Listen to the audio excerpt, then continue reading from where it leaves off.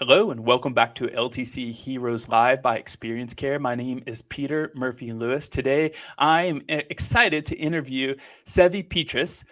She is the CEO and co-founder at Priority Life Care. Sevi, welcome to the program. Thanks so much for having me today. I'm excited to be here. So let's jump right in. It's my favorite topic. I learned so much and I hear diverse stories about how you got into long-term care, but yours is uniquely unique. And I know I don't ever think I've said that on LTC Heroes, but you're uniquely unique. Tell me, like as much as you can in detail and feel comfortable to ramble, take me back to day one when you said, I want to do this thing called long-term care. Sure. I think it originally started when I, much like yourself, was sitting in a banker's chair and, lending directly to people who owned and operated. And my mom at the time was actually an administrator at a assisted living community in West Virginia. And we went through the Great Recession when I was at Merrill Lynch Capital, and then we were purchased by GE Capital. Still during this time, really no lending was going on, really not taking any meetings. We were all just kind of coming into the office to find out what was happening next, or, what basically shoe was going to fall again.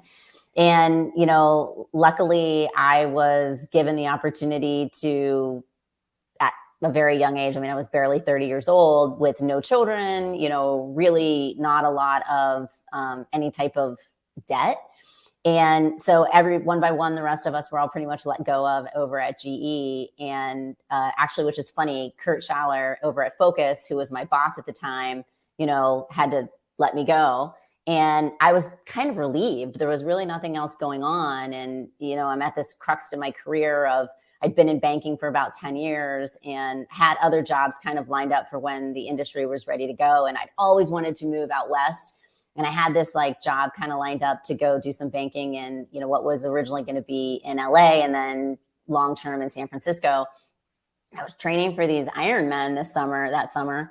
And so I would spend time at my mom and dad's house, which is in Ohio, right at the border of West Virginia.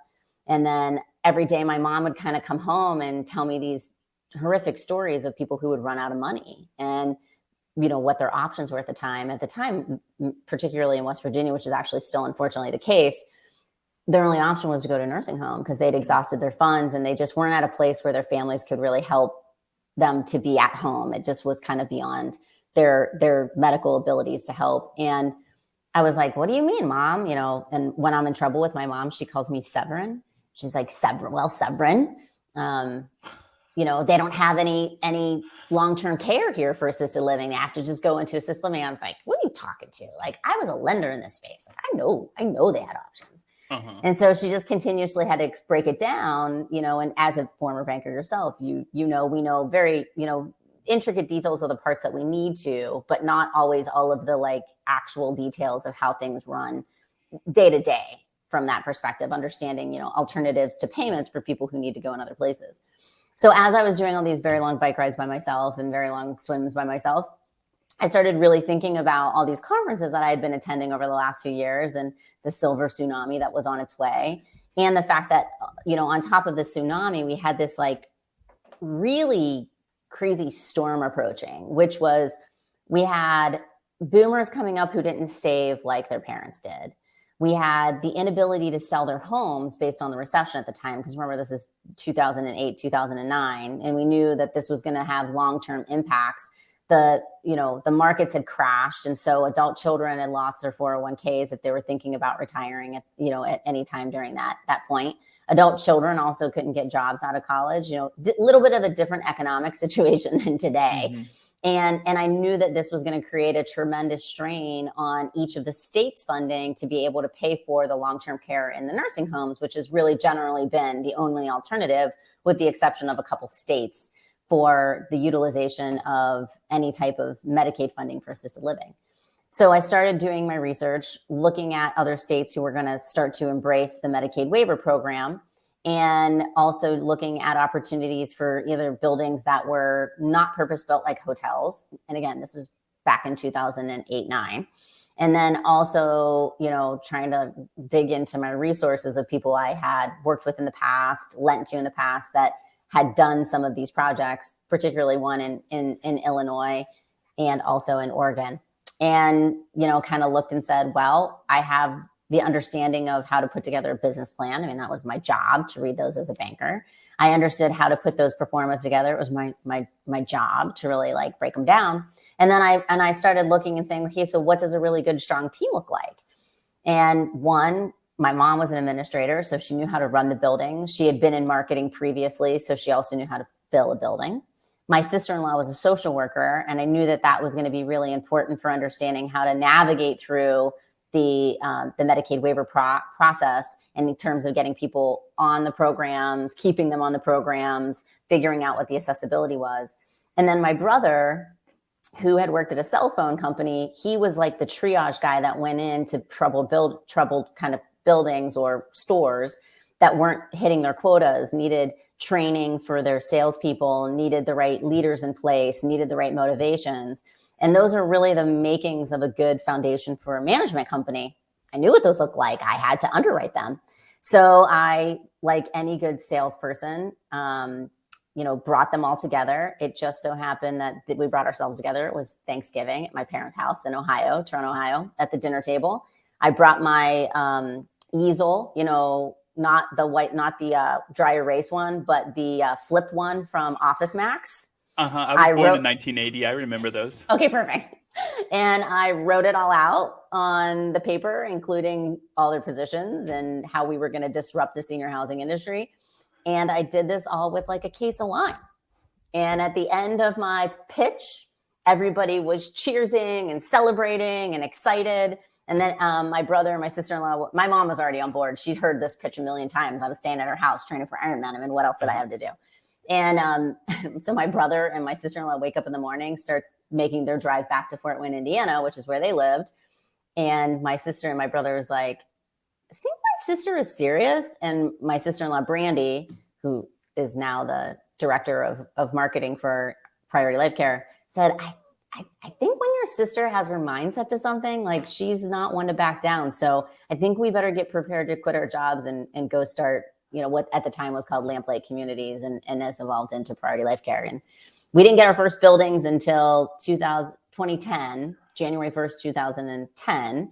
And I did that with a different partner. But yeah, that it all started at the Thanksgiving dinner table. That is amazing. Can you give me, how long did it take from, let's say, the first time you had an inkling that you wanted to do this into you got somebody on your family to say, I'm in, that first person? Is that 3 months? Is that a year? I think the first time I had the idea, my mom was like, I'm in, I'll do it. I'll help you. And who's the next person who jumped ship as well? My brother and sister-in-law. They did it right out of the gate. It took a little bit of time. And obviously, it was at a time when everybody's like different companies were getting sold and bought. So there were, luckily there was a little bit of a cushion. And I was very fortunate. Like I said, like I really had no debt. And, Merrill Lynch Capital was Merrill Lynch was known for, their severance packages. So luckily I had no debt and I was able to kind of utilize that as my kind of foundation. And then I also, I don't remember if I told you this one before, but I won a car before. No. Oh my gosh. So I won a car. I won a 2009 Jaguar. And I used that too as part of my seed money. I won it at a senior housing event. But I need to go to that event next year. Brenda Bacon was being honored for being a part of the Boys and Girls Club of New Jersey. And Scott Stewart bought a table for Valentine's Day and called me and was like, hey, you're single. You're coming to this event with all of us. And I was like, oh, okay. And I was working at GE at the time. And I went and I bought one ticket and there was a whole lot of trash talking at the table. The table was table 26.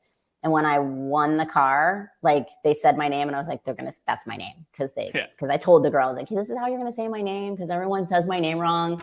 I was like, and when she paused at the table, cause it was the last thing they did at the event, they paused and I said, that's my name. And they said my name and my whole table went crazy. They stormed the stage cause the car was there. They stormed the stage and everyone was screaming and like super excited. And I had the car for a few months and then I started the business and I was like, I got to sell this car because I need the money. That's brilliant. Can you tell me, what does priority care look like today in terms of buildings, in terms of teammates, in terms of where you're going to go next year? Yeah. So, it's so funny. We really have stuck, I would say, fairly close to our original mission, was to light the way in affordable senior care. And today we are a full third party management company, which was different than when we started. When we first started, we had a partner. He was our capital partner, and did a lot of the back office. And then we parted ways and did a little bit more of the leases, which I think is pretty similar for a lot of companies like mine. And then moved away from the leases and then got more into the third party management piece. And we've really aligned ourselves at this point. So we're, like I said, we're around 40 communities. And we've aligned ourselves with really good strategic capital partners. Ventas is one of our larger capital partners. And we're here to do long-term operations, and that's really what Ventas is also all about. They're committed to their communities. They're committed to putting the capital in there, and that's probably a big piece of what we're looking for long-term. We've come into communities where we've been the court-appointed receiver, and we love to be able to do those things to help capital partners out, as well as the people at the community for one reason or another why the previous ownership just didn't work out.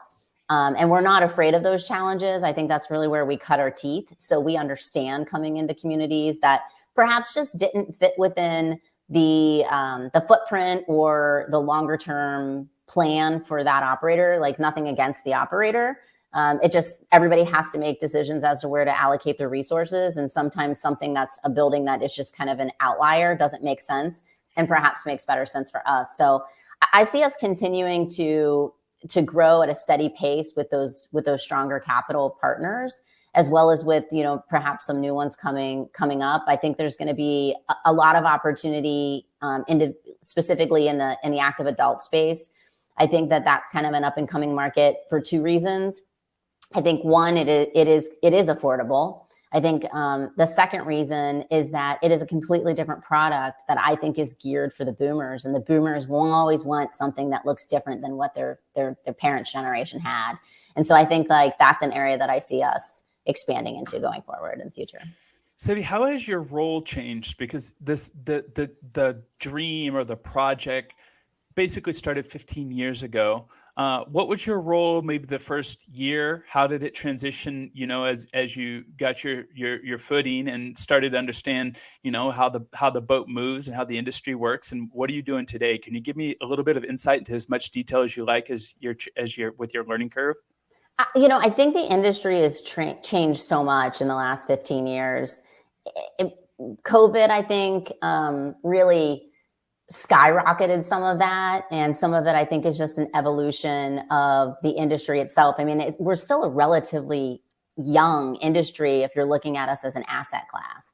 We really have 20-ish, 30, barely 30 years of data points behind us, with an ever evolving, change. And I think my role in particular as the leader, I've never been hung up on titles.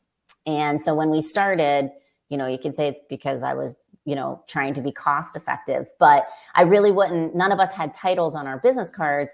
And it was more of a function of, we never knew what role we were going to be playing that day. I mean, my brother, myself, my mom, my sister-in-law, Brandy, Jill, who's been with us from the beginning, we all sat in the administrator seat. We're all licensed administrators. We've all run buildings. We've all filled buildings. We've all pitched in to help turn a room. We've all pitched in to help move somebody in terms of going to their house and getting stuff. But I think that post-COVID, I feel that my role, originally, I feel like my role was to, help support. What I thought my role was to help support the residents and to be there for the residents. And I think that my role has evolved into being more to support our coworkers and our people who are actually taking care of our residents at the community level. My role has evolved into providing more opportunities for our community coworkers so that they have opportunities to advance their careers, and they have opportunities to continue to evolve as they see fit within the organization. So I think originally I would say, when I started the business 15 years ago, I probably would have said, I'm here for the residents. And today I would say I'm here for our coworkers. I'm here for our employees. I'm here for the people at the buildings, because we're a business of people who take care of people who take care of people. And if I can take care of, and my team can take care of, our teams can take care of the people who are at the communities, they're going to take care of our residents. And my role is really to help understand what's the best new products out there, what's the best new tech out there, who are the best partners for us to provide that support and to make their jobs a little bit easier so that they can be there to give that one-on-one care. Because there's just no tech that's going to do that, right? There's no, unfortunately, I mean, I love Star Wars and thinking that a C-3PO at some time is going to be here to help me get my groceries, but we are like decades away probably from something like that.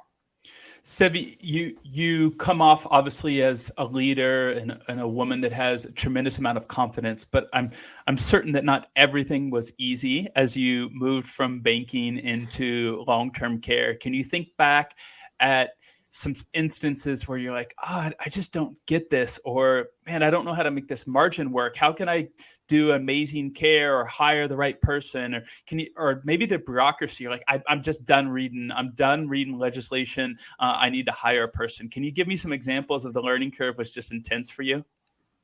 I honestly, I feel like the biggest learning curve was COVID.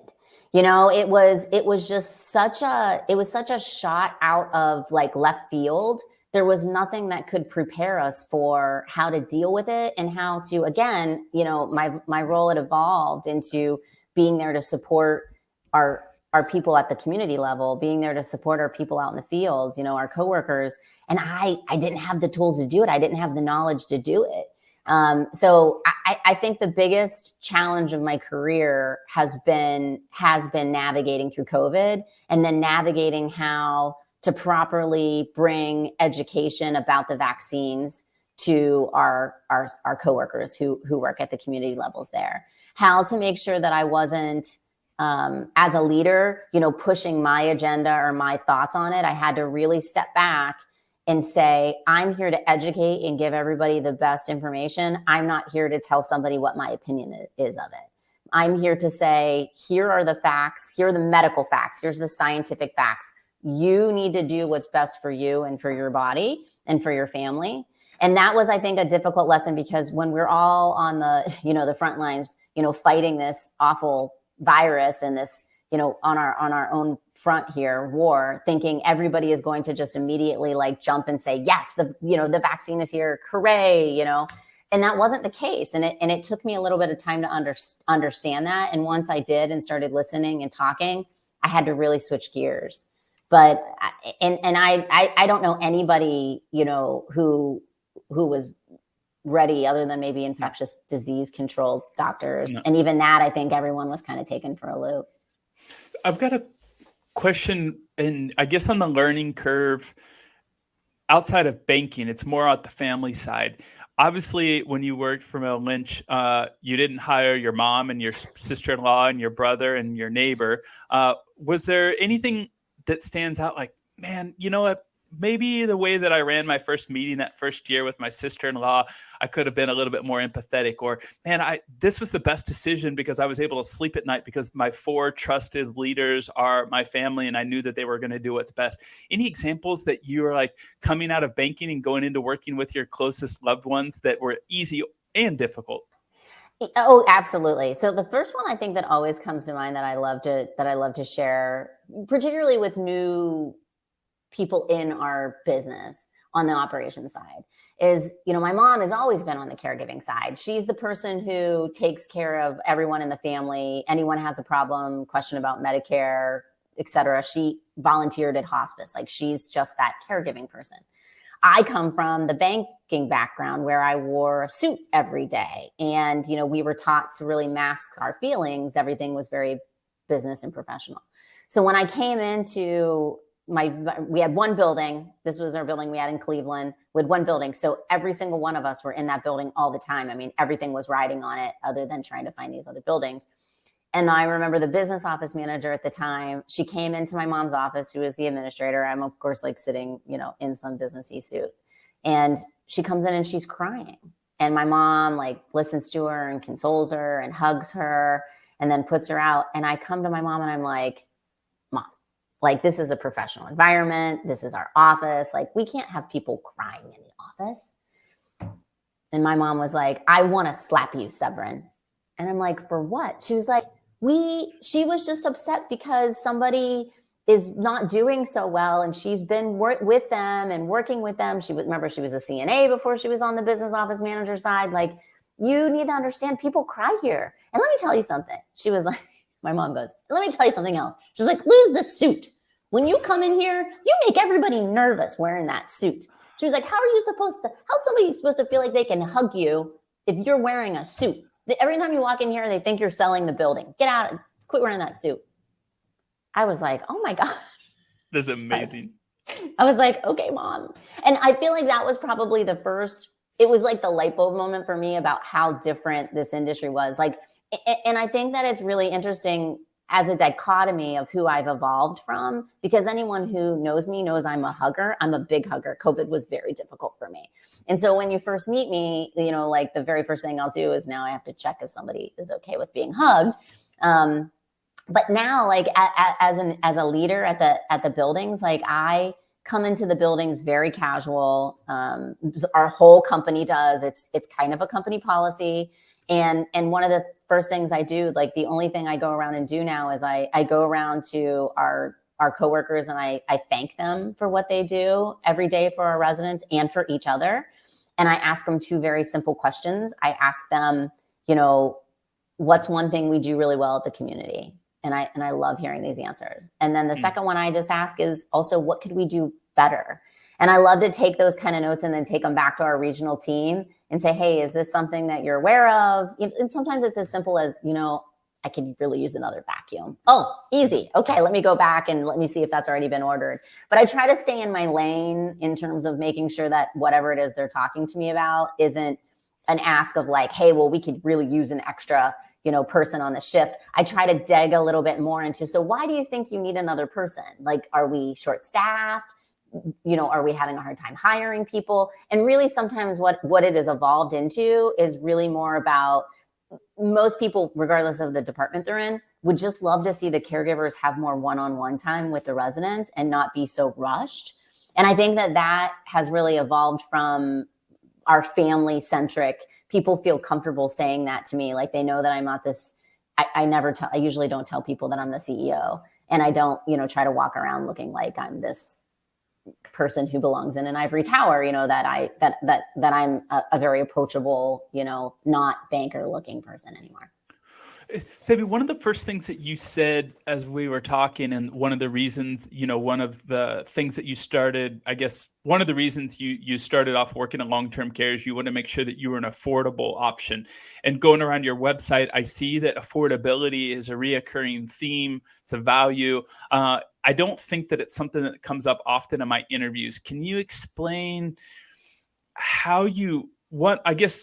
I think I understand how it came about with your initiation story, but how do you try to execute upon it? Or how do you bring that into your meetings, whether it be your quarterly planning or your yearly planning? And then is it something you're staying in touch with with metrics? Are you doing surveys? Are you paying attention to the income of the residents that come in? Can you give me a little bit of insider's view? Sure.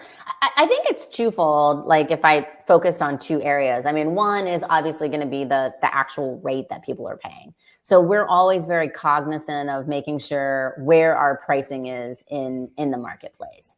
So I don't want to say like we're always the lowest, but I would say for perhaps a value prop, it's really, you're going to get the most for your money. And a lot of times we are lower than some of those other communities in the marketplace. Many times it's probably because we're an older community and maybe maybe our studios are smaller, or the one bedrooms are a little bit different, or they don't have as many amenities. So we really try to give the most value for somebody's price point. I think the second way that we're very cognizant of doing that is with our vendor partners. So we, as a result of the fact that we do have 40 communities and, are growing, it does give us a little bit more value opportunity for our vendor partners to give us a little bit of different pricing. And that's for anybody, right? I mean, somebody who has 5 communities isn't going to have quite the same pricing that somebody who has, Brookdale, I mean, they get even better pricing than we do. Right. And also I do have to say that being an operator for Ventas has its perks, because obviously they have a lot of communities and they have a lot of buying power. So those are ways that we're able to try to keep those price points at the right level. Because going back to the fundamentals of when and how, we really put down the model for being able to do this affordably. I cannot change my labor costs, right? I have to be able to pay people just as much as the person who is running the high end, private pay. I have to be able to offer, unique and good benefits. My GLPO, my workers' comp, like insurance products, like kind of they are what they are based on like the actual age and history of the community. Those are things as an operator you can have some impact on. Raw food is another one. I mean, obviously you can have some impact on whether you're serving filet mignon or, New York strip, but your food quality still has to be really good. And really the only place that you're able to really find those value props is in the debt service payment. And so that's whether it is, the owner who acquired the community and did whatever renovations and whatever CapEx is required, fits within those parameters. So us really understanding and knowing how we would run a community based on, how big it is and how many floors it has, as well as the different types of, products that we can offer, help us being able to go into any community and understand the market enough to say, hey, we think that this is the best and highest use, and this is the way that we can be a resource in the community. And again, like we manage a community that's all private pay memory care in Hamden, Connecticut. And, while if you look at the price point, it might look on average, pretty high, but for the area, it's considered more affordable. Well, I want to go back for a moment to the comment that you said. When you go out into the field, you're often asking residents and even coworkers, what is it that we do well? And then the second question, what can we do better? What's a surprising answer that you've got from the first question that you do well, that either it still stays with you today, and that if you were journaling, you'd put it in there, or if you were going to put something on your tombstone? What's something maybe surprisingly simple but you're really proud of, and it kind of surprised you when you heard it? Over and over and over and over and over again. And I would say that this is even consistent with when we did our Great Places to Work surveys, is that the people working at our communities, they feel like we take really good care of our residents. And nothing makes me prouder than to hear somebody say, what do we do really well in this community? And they're like, we take care of our residents. We make sure they have the food they want. We make sure they look good. We make sure that they're engaged. We make sure that they're taken care of and that they're getting what they need. Like literally nothing makes me happier. And I hear it over and over and over again. I was just at a community last Thursday, and it was the constant theme that I kept hearing. One of the things that I think you said it before we hit go live is you referred to your corporate office, I think, as your corporate soul, and you specifically talked about your employees as being coworkers. So a skeptic might say that is marketing fluff, but I was talking to my co-host Victoria before I met you, and she goes, wait till you hear how passionate Sevi is about her team. Can you tell me at what point you started to use this type of language and explain why it's not just semantics? 100%. So my brother is my business partner, my best friend. I mean, I am so fortunate that I only got one sibling, and Bobby's the one I got. So I thank you, Mom and Dad. And I think most of it really evolved from him. And part of it was just this whole thought. One, I can't stand for anybody to call me boss. Like nothing makes me cringe more than somebody saying that I'm their boss. The other thing that it's just and then to say that somebody is my employee or our employee or my this or my that, it's such a feeling of ownership, like we own them. And my brother, he really kind of came from this philosophy, and it's kind of become our undocumented philosophy. And this might take us to an explicit subheading now, but we really we believe that in order to be good coworkers, in any relationship. So like whether you're talking about being a good friend, a good coworker, a good leader, a good mom, dad, one, you have to talk. Like you have to talk about the hard stuff, like it's not always easy. And that's the case too with our partners, vendor partners, as well as our capital partners. Nothing ever goes as planned. Like something's always going to come up, right? So like you have to be able to like have the conversations. In my opinion, like don't be a wimp, like pick up the phone, right? Like don't email me or text me that like you don't want to do this anymore. Like pick up the phone. The second one is listen. So when you're going to be there and present, like don't be on your phone the whole time. Don't have your computer out. Like, and if the same is the case when you're home with your family, like don't be on your phone the whole time. Like make and separate some time for you to be with each other. Don't be texting and driving. Good Lord. Like that is my biggest pet peeve. Like it can wait. Nothing's that important. And then the third one is don't be an asshole. Like we just don't, life is too short. Like who wants to deal with people who are jerks? And you can be effective without being a jerk. And so I think that part of that really evolved from that. So it's like, if we're in here to do this together, you're not my employee. I'm not your boss. Like we're together doing this. And how do you take care of a family? I mean, while if you look at a family, like there are obviously dynamics of who's in charge at different times, but those things kind of evolve, right? But while I have a daughter and I have a son, I don't own them. And so we kind of felt that the same was the case with family dynamics when looking at it from the people that we were working with, that if we're all here to get a job done, it doesn't really matter what my title is or your title is, because that's really where I think things get blurred. Is like, well, that's not my job. Oh, I think it's all of our jobs to take care. And again, too, it goes back to like our main job is to support the independence of our residents, right? And supporting independence looks and feels different every day. And understanding that your role can change from being a person who's, giving medicine to a person who's, becoming almost like a counselor and consoling somebody. And that goes for being a coworker too. So I really, give my brother a lot more of the credit for our culture evolving into that. And, really, again, with the titles they're important, like, and I know that, but at any given day, you don't really know what role you're going to be filling. And I don't possess anybody. Like we're all here to do a job together, not for me. I love the example and giving credit to your brother. I often, when I was hearing you think that when you were mentioning that, I immediately think, I think my dad taught me how to run a meeting and use the tone when talking to teammates. And my mom taught me to be direct and have a conversation without waiting one day. Don't be afraid of it. So thank you so much for giving us a little bit insight into your leadership and also into kind of like that duo leadership of you and your brother. I don't, as you know, there are a lot of women are in our industry. I'm a CNA, and when I went and worked when I was first training and shadowing, the majority of the people around me were women. The CNAs were women, the residents were women, the nurses were women, and all the way up to mid-management, there were women. But at the ownership level, it's less so. And at what point did you become aware of that? And how important is it to you as being a female leader and owner?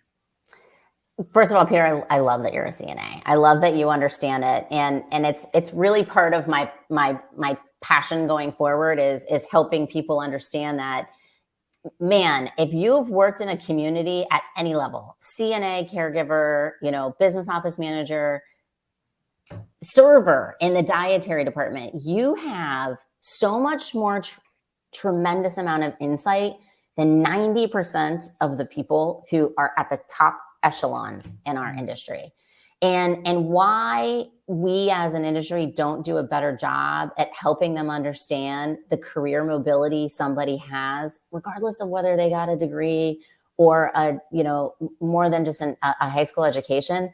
So it is so valuable in how, in my opinion, we move this industry forward. So one, thank you for spending that time doing that. I know it's not an easy job.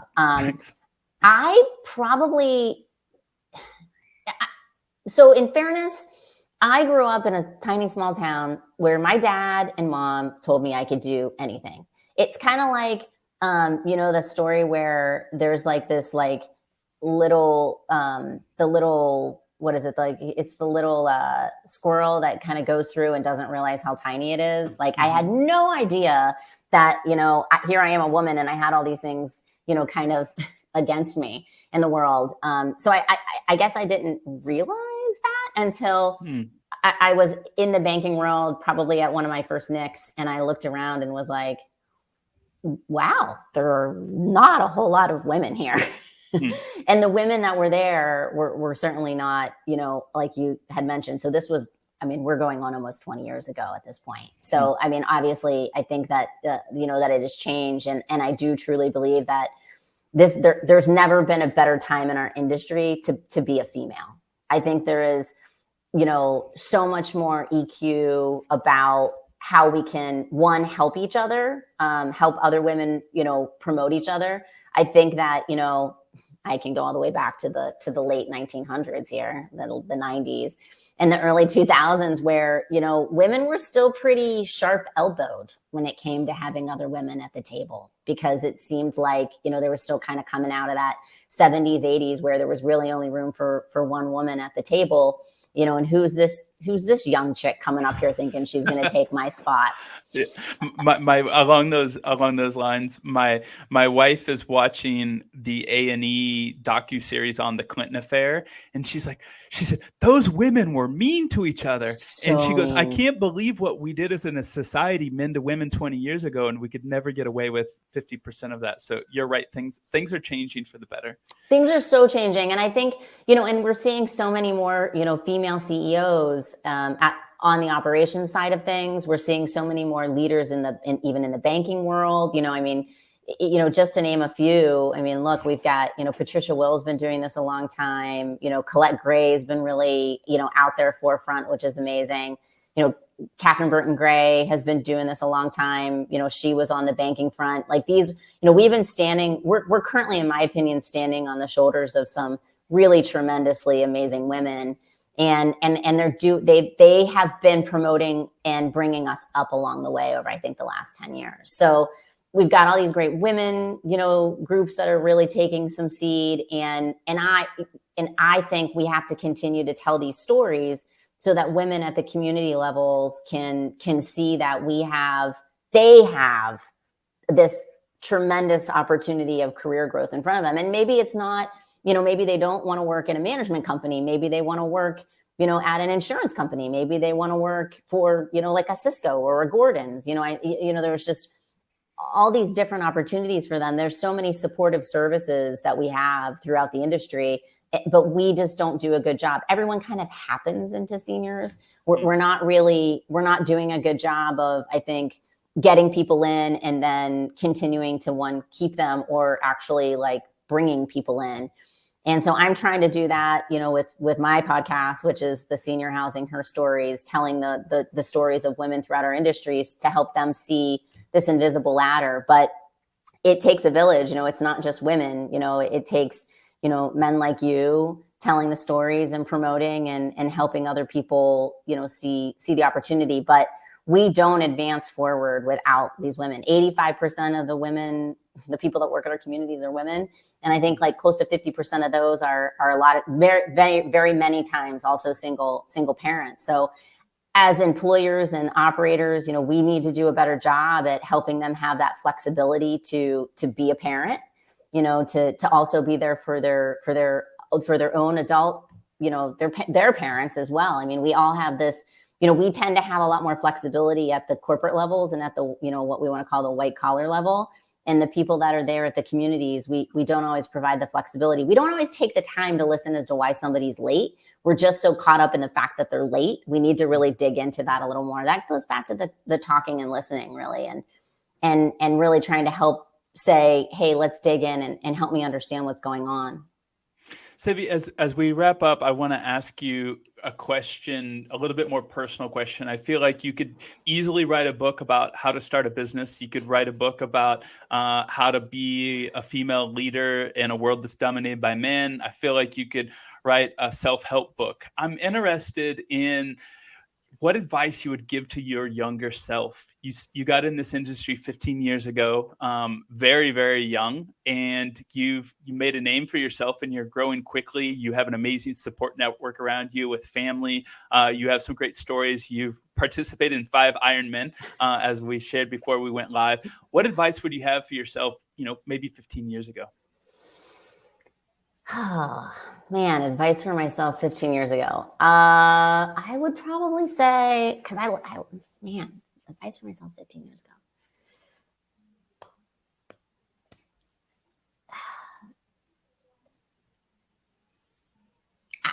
I wouldn't change anything. I really wouldn't change anything. The only advice I guess I would give myself is just continue to listen to yourself. Like, continue to listen to your gut. Like, continue to take those chances. Don't be fearful. Continue to remember who you are and where you came from, and that your roots run really deep. And there's never going to be a time, if you ever doubted yourself, there's never going to be a time that somebody isn't going to be there to support you. And then maybe have taken maybe take a class in college that has to do with prevention of infectious diseases. Wonderful. Sevi, thank you so much for joining us at LTC Heroes. It was a pleasure. I hope to run into you in a convention here or there. Thank you so much for your time today. Expect a hug, Peter, when you see me. I'm glad you say that. I am also a hugger, and I met up we've been remote obviously for a long time, and I met up with one of my teammates to do this podcast at the Ohio convention, and everybody warned Cameron, be careful, Peter's a big hugger, and of course I hugged him as soon as I saw him when he got outside of his car. I love that. Well, I look forward to hugging you in person, Peter. Thank you so much for having me on. Virtual hug. Talk to you soon. Thank you so much. Thanks for everything you're doing for our industry. I appreciate it.